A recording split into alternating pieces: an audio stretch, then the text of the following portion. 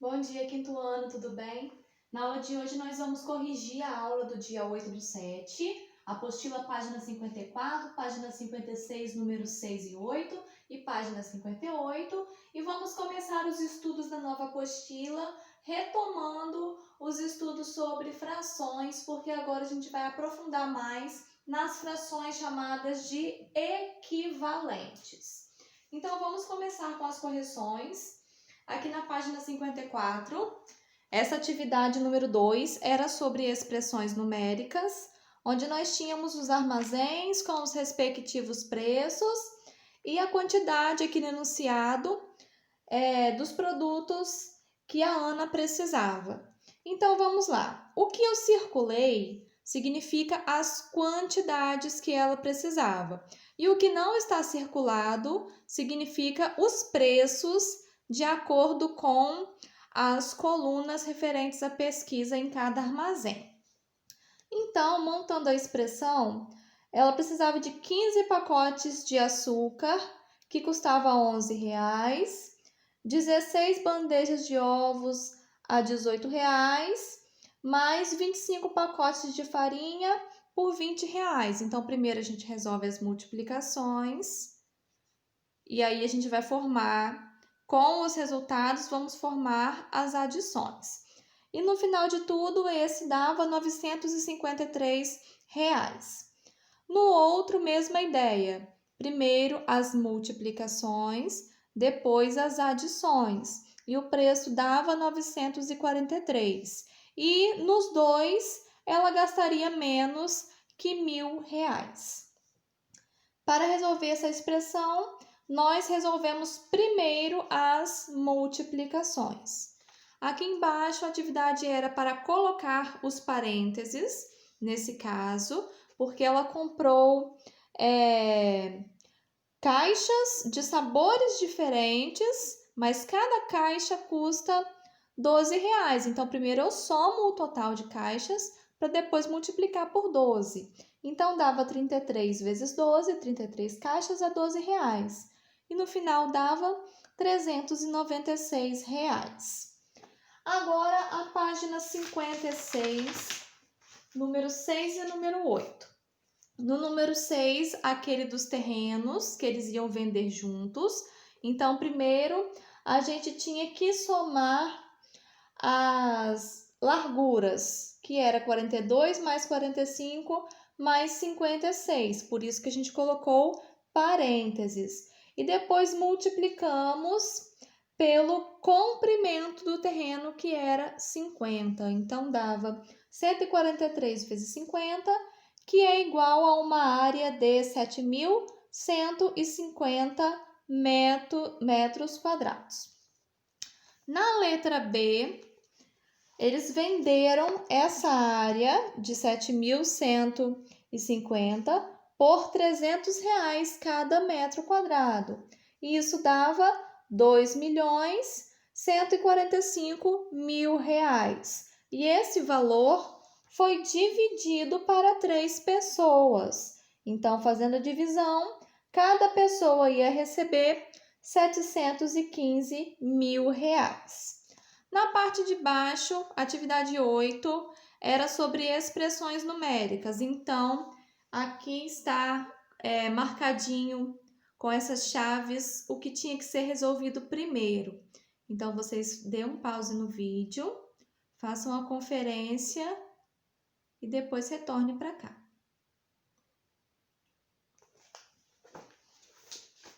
E agora, para finalizar as correções, página 58 era sobre os desenhos, aquelas ampliações, reduções. E aí nós temos essa primeira situação. Quais são as semelhanças entre os 3 desenhos? A semelhança é que os 3 foram inspirados no mesmo modelo. Quais são as diferenças entre eles? Uns são mais alongados, como esse aqui, ou mais achatados, como esse. Letra C. Qual deles se parece mais com o modelo? É o primeiro, porque manteve a proporção do original. Letra D. As malhas da ampliação 2 e 3 foram feitas por retângulos e não quadrados. E isso que fez dar a diferença de ficar mais alongado ou mais achatado. E esses desenhos são parecidos com o modelo? Eles são parecidos com o modelo, sim, porque mantém a mesma cor, as mesmas características. Porém, o que vai diferenciar mesmo é essa questão de estar mais achatado ou mais alongado, por causa da diferença que a malha aqui é quadrada, por isso que fica fiel o desenho, e aqui nós temos retângulo mais comprido e aqui retângulo mais alongado. Então, essa que é a diferença. Assim, a gente termina as correções e agora, então, a gente vai começar o estudo sobre frações equivalentes.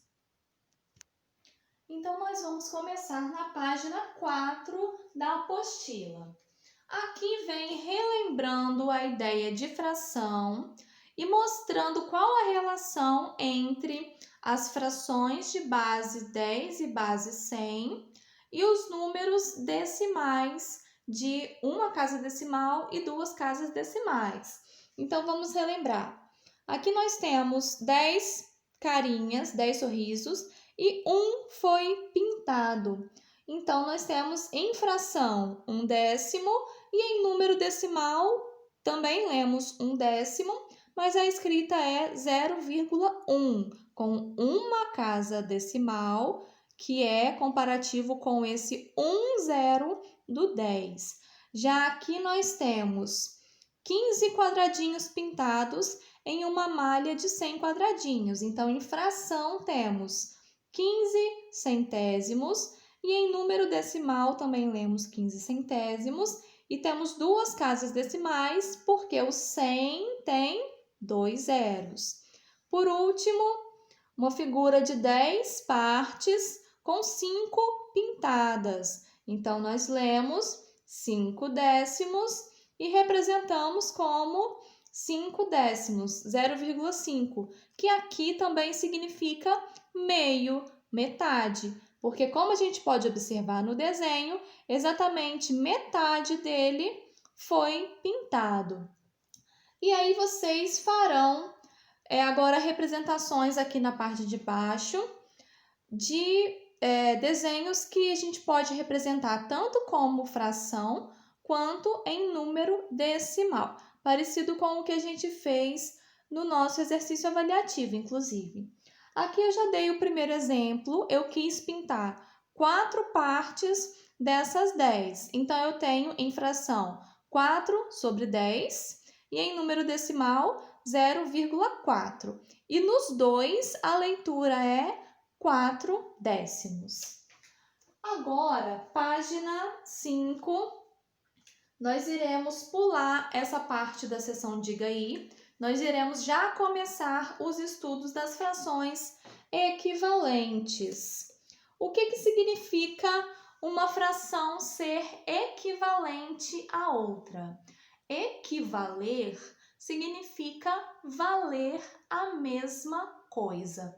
Então, vamos analisar as frações que a gente tem aqui na apostila para vocês entenderem essa ideia de valer a mesma coisa, ser equivalente. Então, vamos lá. Aqui nós temos um retângulo, que é o nosso todo, repartido em 10 partes iguais. Dessas 10, foram pintadas 5 partes. Então, formamos a fração 5/10. E no restante, vocês irão fazer do mesmo jeito. Nessa segunda, o nosso todo está dividido em quantas partes? Que é a parte de baixo da nossa fração. Quantas partes foi dividido? E aqui a gente vai escrever a mesma coisa que escrevemos aqui, ó, total de partes. E em cima, quantas dessas partes foram pintadas? Coloca na parte de cima do traço da fração e escreve partes pintadas. E assim por diante.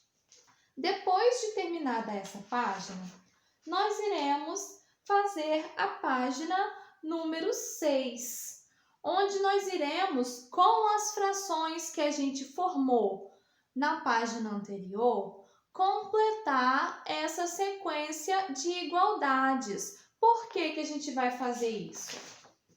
Porque se vocês observarem, embora cada retângulo esteja repartido em quantidades diferentes, em todos os 4, nós pintamos exatamente a metade da figura. Então, todas valem a mesma coisa, que nesse caso é meio. Daí, nós temos uma sequência de frações equivalentes, que valem a mesma coisa. E aí, a gente parte também para aquela ideia do zero à direita na parte decimal que eu já expliquei para vocês no bimestre passado. Então, agora a gente vai retomar aprofundando um pouco mais. Então, vamos entender melhor aqui no quadro isso que o menino está fazendo. 0,5. Vamos representar isso aqui na forma de fração. Eu tenho 5 partes pintadas, num total de 10. Já o 0,50. Eu tenho 50 partes pintadas, num total de 100. Ó, fiz 1000. Eu estou pensando no próximo.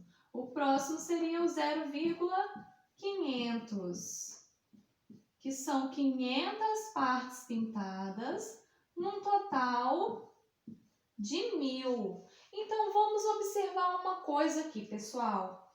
O que que o 5 é do 10? O que que o 10 é do 5? O 10 é o dobro de 5, não é verdade? E o 100 é o que de 50? Não é o dobro também? E o 1000 é o que de 500?